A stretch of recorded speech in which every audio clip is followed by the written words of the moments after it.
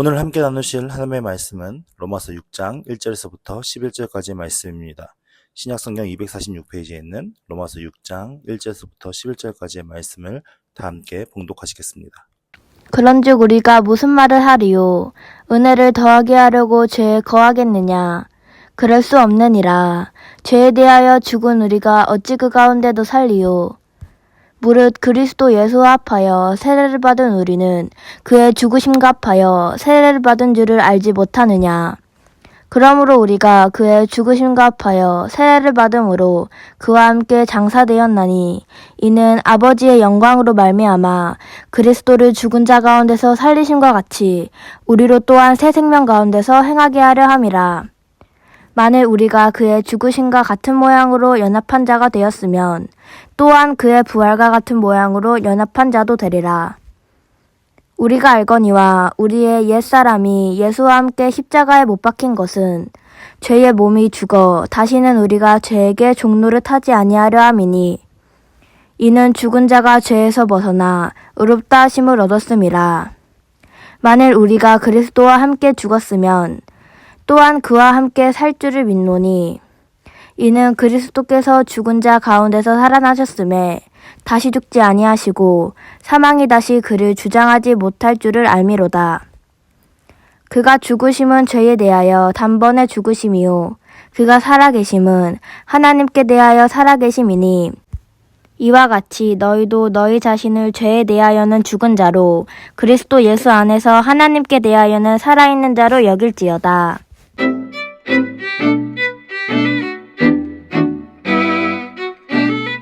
우리는 지난주에 로마서 말씀을 통하여서 한 사람으로 말미암아 죄가 이 땅에 들어오고 한 사람으로 말미암아 새 생명이 들어왔다라는 말씀을 전해드렸습니다. 그래서 한 사람으로 말미암아 죄가 들어오게 한 사람은 최초의 사람이었던 아담이었고 그 이후에 한 사람으로 말미암아 의가 이 땅에 들어오게 된 것은 예수 그리스도다라고 설명을 드렸습니다.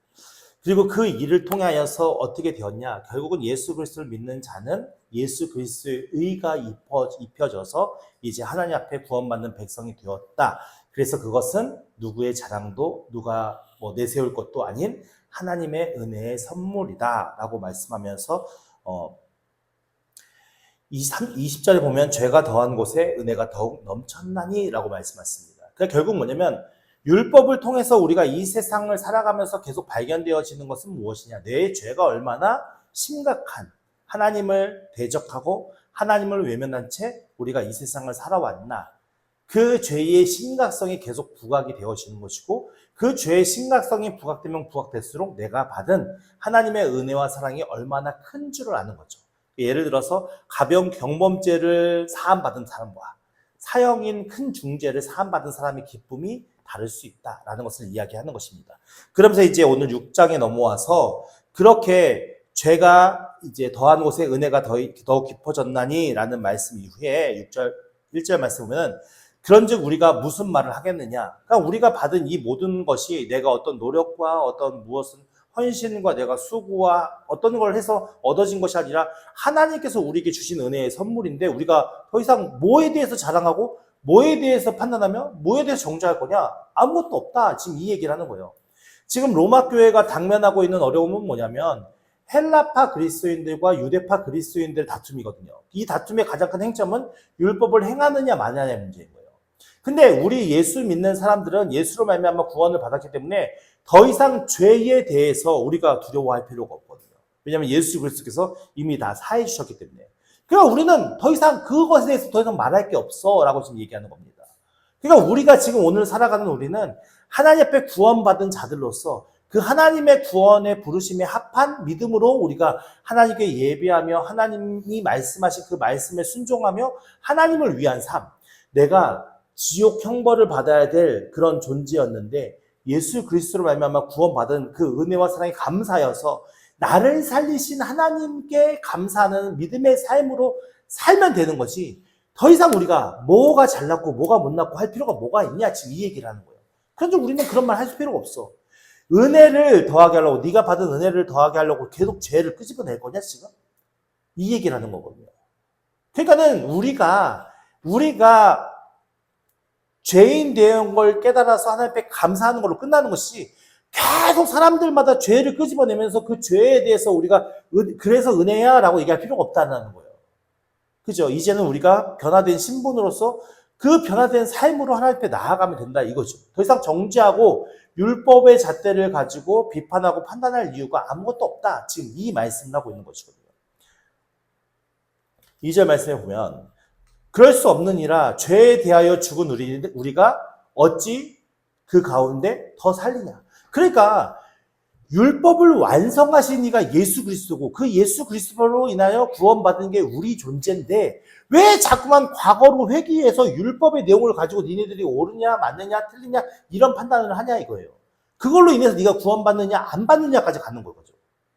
너를 구원하신 이는 예수 그리스도가 십자가 지심으로 그걸 믿음으로 이루어진 일인데 왜 자꾸만 과거로 돌아가서 율법에 대해서 너희들은 죄다 이건 죄다 이거는 니들 잘못한 거다 이건 하나님께 범죄한 거다 계속 끊임없이 죄에 대하여 죽은 우리에 대해서 계속 그 가운데 더 살라고 독려하냐 이거예요.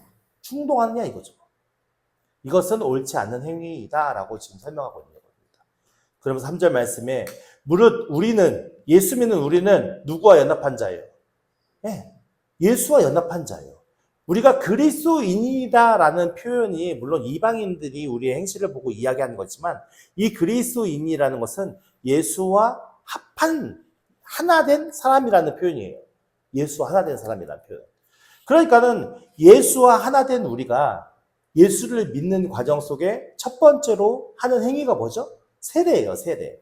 세례를 왜 하냐? 내가 이제 예수를 믿음으로 새롭게 하나님 나라의 백성으로 변화되었습니다라는 것을 많은 회중들과 사람들 앞에서 공포하고 증언하는 행위이거든요. 근데 이 세례를 어떻게 하냐? 지금은 세례를 이렇게 앉아서 이렇게 성수로 안수기도 하면서 세례를 하지만 과거 예수님 시대에는 세례를 어떻게 받았냐? 강물가에 가서 온 몸이 다 이제 잠기는 거예요. 누워서 아예 잠기는 상황으로 세례를 받아요. 근데 그 세례의 의미가 무엇이냐? 내가 세례에 가장 중요한 것이 두 가지 그 의미가 되게 중요한데 하나는 씻음이고 하나는 연합이에요. 씻음이 왜 중요하냐? 내가 그 물에 들어가 담기면서 이제는 나의 죄악된 모든 것이 죽고 그리고 다시 물속에서 빠져나오는 과정을 통해서 내가 이제 그 모든 물로서 씻음받은 새 사람이 되었다라는 것을 나타내는 거거든요. 그리고 이제 그 이후에 나의 삶은 내 혼자가 아닌 나 혼자가 아닌 나를 구원하신 예수 그리스도와 연합된 하나님의 은혜에 순종하는 삶으로 살아가겠다라는 다짐으로 그 세례식이 맞춰지는 거거든요. 그러니까 이것이 왜 중요한 의미를 담고 있냐면은 예수님께서 니고데모를 만나셨는데 니고데모가 뭐라고 얘기를 하냐면은 선생님이요 어떻게 영생을 얻을 수 있겠습니까? 라고 질문을 해요. 근데 예수님께서 뭐라고 얘기했죠? 거듭나지 아니하면 영생을 얻을 수 없다라고 말씀하셔요. 근데 그 거듭남이 무엇이냐면 새로 태어나는 걸 얘기하는 거거든요. 그러니까 니고데모가 그 의미를 제대로 이해하지 못하니까 우리가 다시 엄마의 모태로 들어갈 수 없는데 어떻게 합니까? 모태로 들어가야 됩니까? 이렇게 질문을 한단 말이에요. 그랬더니 예수님께서 뭐라고 말씀하셔요?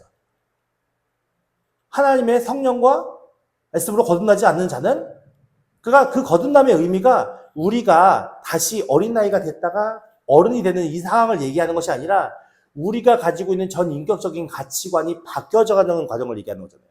그러니까 하나님의 성령께서 우리 가운데 임재하시고 역사하셔서 내가 이제 지금까지 살았던 모든 것들이 거짓된 세상에서 거짓된 욕망과 욕심을 쫓아 우리가 살아갔구나.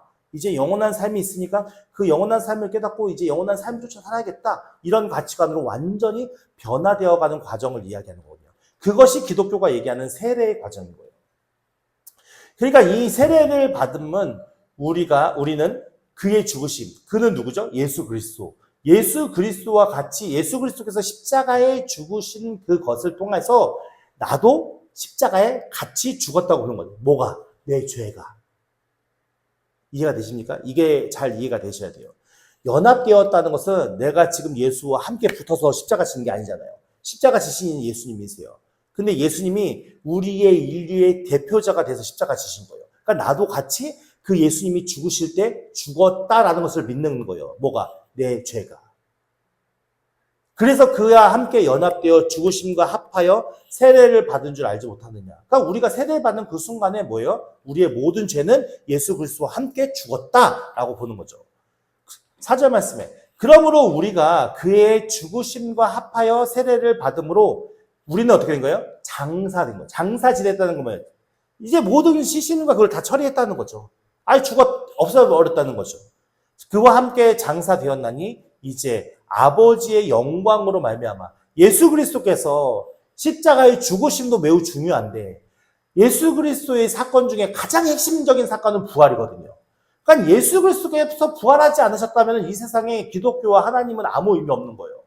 근데 예수 그리스도께서 부활하신 그 사건으로 말미암아 우리는 말씀에 나오는 것처럼 그의 아버지의 영광으로 말미암아 그리스도를 죽은 자 가운데서 살리심과 같이 우리로 또한 새 생명 가운데서 행하게 하려 합니다. 그러니까 무슨 얘기냐면 예수 그리스도께서 죽은 것으로 끝나는 것이 아니라 예수 그리스도께서 죽으시고 3일 만에 유대인들은요 3일이 지나면 그 몸 안에서 육체 안에서 혼이 완전히 떠나갔다고 믿어요. 그러니까 3일이라는 시간이 왜 중요하냐? 하루 이틀이면 그들의 사고방식 속에 살아날 수 있지라고 인정할 수 있는 거예요. 근데 3일은 그들의 문화와 그들의 사고방식 속에 절대 살아날 수 있는 시간이 아닌 거예요.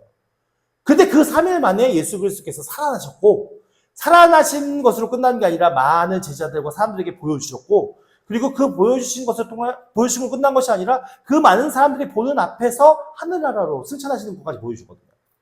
그것을 본 자들이 자신의 목숨을 걸고 증언해야 준 게 오늘 이 우리까지 오게 된 거잖아요.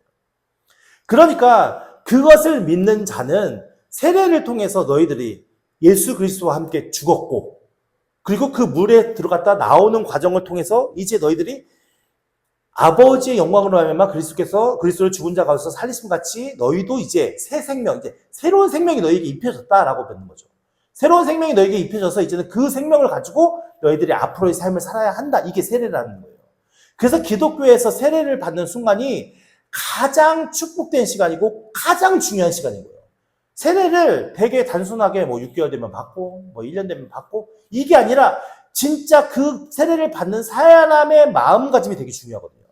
그래서 제가 어떤 책을 통해서 100년 예수님이 죽으시고 한 100년 후, 200년 후에 어떤 초대교회들이 세례를 어떻게 줬냐라는 것을 이렇게 살펴보게 그 기록들을 보게 되었는데 뭐라고 얘기하냐면 어떻게 표현하고 있냐면은 예를 들자면 우리 이렇게 공동체, 우리로 얘기하면 교회지만 그 당시에는 막 교회가 이렇게 막 세워진 그게 아니니까 어떤 공동체 모임이었겠죠. 그 모임 안에서 주변 사람들을 잘 관찰해요. 주변 사람을 잘 관찰해서 예를 들어서 막 이렇게 성실하고 이렇게 정말 복음 안에서 예수님을 잘 믿게 생긴 사람을 이제 평가를 해서 접촉을 해요. 그 사람과 가까이. 접촉을 해서 그 사람이 우리가 예수 믿는 공동체인데 우리 공동체에 들어오시겠습니까? 라고 권했을 때 그 사람이 오케이를 하면 세례를 받기 전에 3개월 동안 이게 보호자가 붙어요. 보호자가 붙어서 3개월 동안 그 사람과 같이 생활을 하는 거예요. 그러면서 도덕적인 삶, 윤리적인 삶 모든 것을 다 점검을 하고 나서 이 사람이 정말 예수님을 믿을 수 있는 자세가 되었다라는 것이 그 보호자로부터 증언이 되어져야 세례를 받을 수 있는 거예요. 그러니까 지금은 교회들마다 세례가 되게 쉽게 주어지지만 물론 예수님 시대에도 예수님의 성령께서 그렇게 하시지만 정말 세례라는 것은 되게 중요한 의미와 가치가 있는 거거든요. 그러니까는 그 세례를 통해서 이미 지금 로마 교회와 이 편지 서신을 듣고 있는 모든 자들은 예수님을 믿고 세례를 다 받은 자들이잖아요. 그러니까 이 내용이 무슨 얘기인지 너가 잘 알고 있는 내용인 것이죠. 그래서 우리가 이제는 세례를 받은 우리는 과거의 죄 때문에 우리가 지은 죄 때문에 연연할 필요 없이 새 생명을 받은 자로서 내가 얼마나 새 생명에 합당한 믿음의 삶을 살려고 노력하느냐 이게 중요한 거예요. 사실은 그렇게 살 수 있어요, 없어요? 없죠. 왜냐하면 우리의 육신을 입고 있잖아요. 죄의 육신을. 부활은 나중에 얘기할게요. 지금 그거 얘기하면 너무 길어지니까 5절 말씀 보겠습니다. 만일 우리가 그의 죽으심과 같은 모양으로 연합한 자가 되었으면 우리가 같이 예수 그리스도와 함께 나의 모든 죄가 죽었다고 연합되어졌다고 믿는다면 또한 그의 부활과 같은 모양으로 어떻게 해요? 연합한 자가 되어서 뭘 할 거라고 얘기하는 거예요? 부활할 거라고 얘기하는 거예요. 근데 여러분 부활할 때 지금 몸일까요? 성경이 이야기하는 부활의 몸은 지금 몸이 아니에요.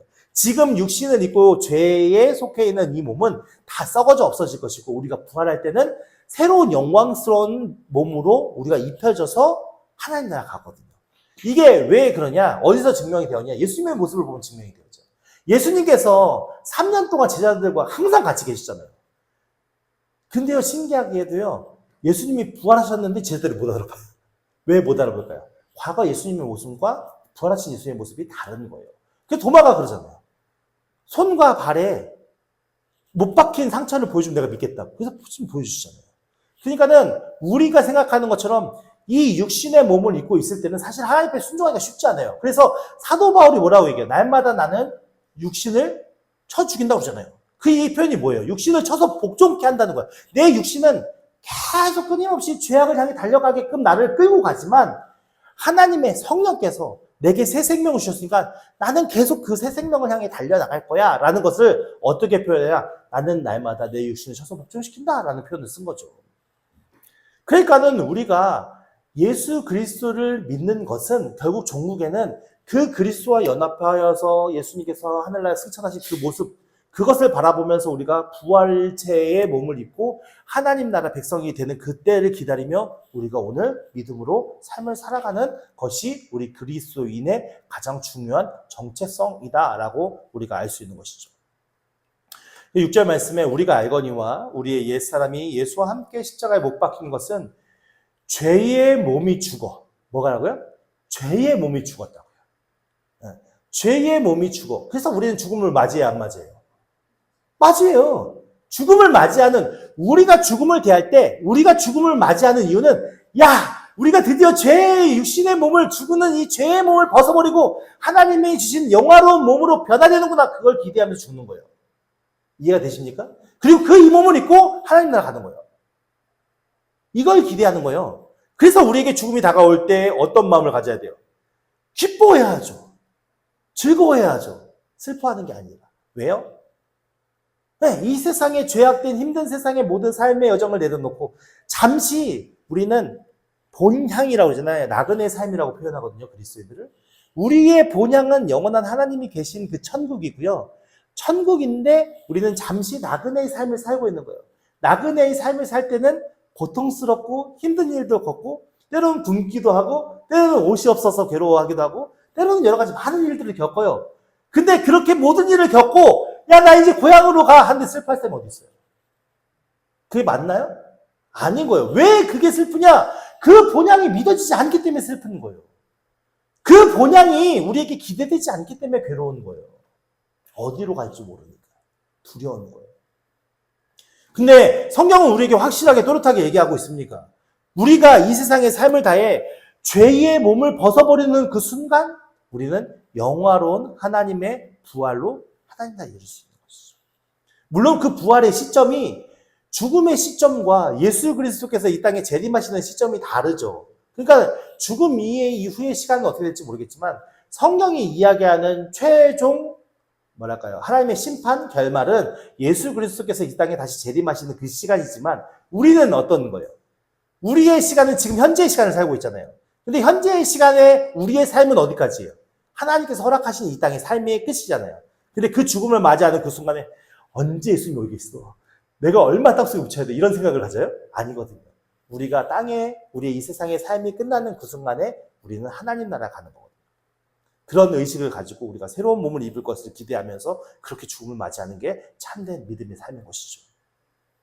7절 말씀에 이는 죽은 자가 죄에서 벗어나 의롭다 하심을 얻습니다. 그러니까 우리는 죄로 인해서 지옥 형벌 받아야 할 사람들인데 내가 누구와 연합되어서? 예수 그리스도와 연합되어서 이제는 나의 모든 죄가 예수님이 십자가 지시고 죽었을 때 같이 죽었으니까 이제 나에게 무엇이 입혀진 거예요? 예수 그리스도의 의를 얻은 거예요. 그러니까 선물로 받은 거예요. 내가 뭔가를 해서 얻은 게 아니라. 그러니까는 행위로서는 절대 여러분들 어떤 행위도 어떤 무엇도 여러분들 구원해 줄 수가 없어요. 믿음으로 구원을 받는 거예요. 근데 그 믿음은 뭐예요? 하나님이 살아계시고 하나님의 아들이신 예수 그리스도께서 우리의 죄를 대신 지시기 위해 이 땅에 오셨고 그것을 통해서 내가 믿음으로 나의 죄가 예수 그리스도께서 죽으실 때 같이 죽었고, 그리고 예수께서 부활하신 그 부활로 내가 부활할 것을 믿고 하나님 나라의 뜻에 따라서 살면, 그것으로 내가 그걸 믿고 따르기로 작정한, 그게 믿음인 거예요. 그게 인정할 수 있는 그 마음.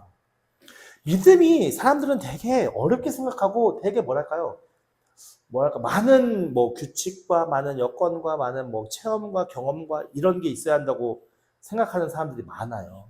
근데 실상은요, 제가 목사지만 제가 예수님을 믿기로 다짐한 그 순간부터 모든 게 다 깨달아 알아져서 교회 다니면서 신앙생활 했을까요?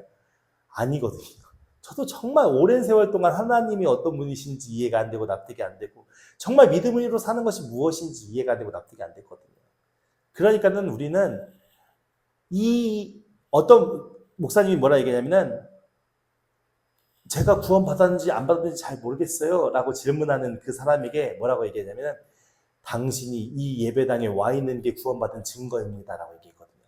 그러니까는 제가 많은 삶을 살아본 건 아니지만 저의 삶의 경험 속에서 어떤 분은 정말 죽어가는 그 임종의 순간에 아멘 한번 해보세요 할 때 그 아멘을 못하는 사람도 있었어요.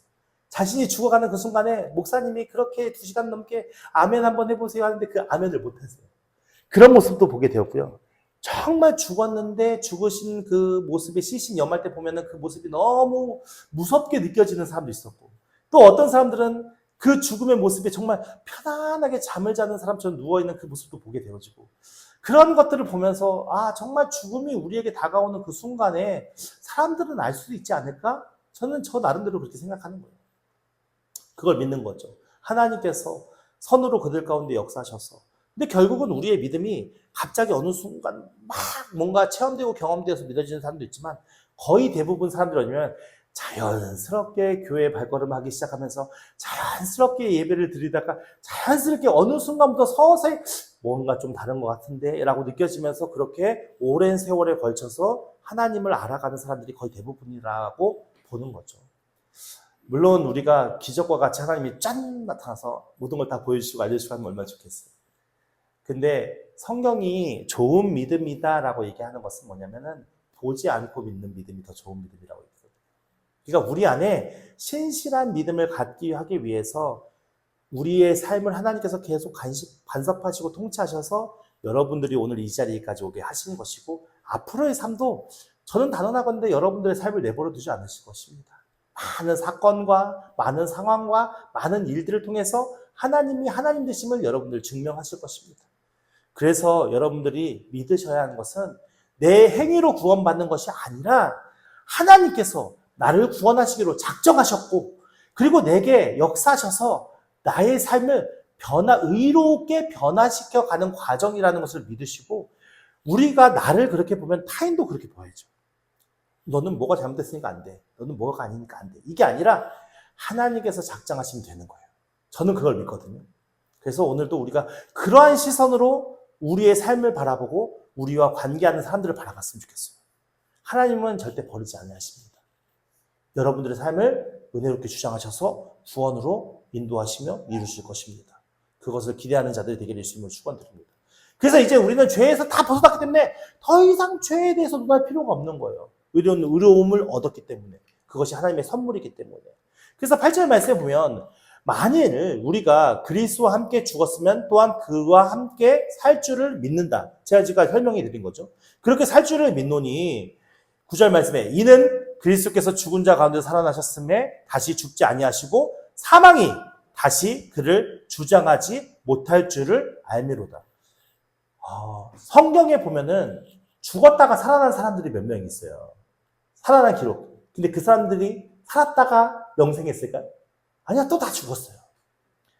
그러니까 결국은 인생은 어차피 이 죄의 몸을 입고 있는 순간에는 죽음을 피할 수가 없어요. 예수 믿는 사람이나 예수 믿지 않는 사람이나 모든 사람에게 공평하게 적용되는 이제 하나님의 심판의 룰이죠. 근데 예수님을 믿는 사람들은 유일하게 모든 인류 가운데 예수님만 십자가에 죽었다가 살아나셔서 사망이 예수를 주장하지 못하게 만드셨어요. 그러니까 육신의 죄악의 몸은 아니죠. 예수님께서는 성령으로 잉태하셨으니까 야담의 죄가 유전돼 내려오진 않았지만 우리의 인간의 똑같이 연약한 몸을 입고 계셨지만 그 예수님께서는 부활하시면서 그 사망이 예수님을 마음대로 하지 못하게끔 십자가에 죽으실 때까지는 사망이 예수님을 좌지우지한 거잖아요. 죄가 사단이 예수님을 좌지우지한 거잖아요. 근데 부활하시는 것을 통하여서 더 이상 사망이 예수님을 좌지우지하지 못하게 그렇게 하지 않았느냐? 그것을 우리가 다 알지 않냐? 지금 이 말씀을 전하고 있는 거거든요. 그러면서 10절 말씀에 그가 죽으심은 예수 그리스도께서 십자가 지신 것은 죄에 대하여 몇 번에? 네, 한 번에, 단번에.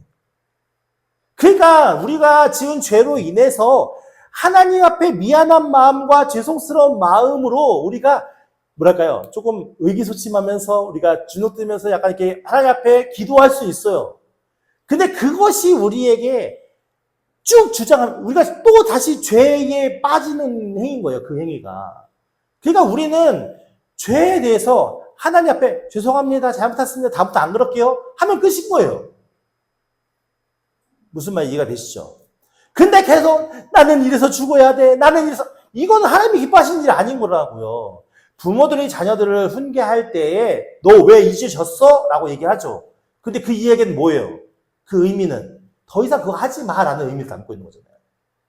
하나님 마찬가지거든요. 예수를 믿는 우리에게 너 그럼 지옥 가? 이거 얘기하는 게 아니라는 거예요.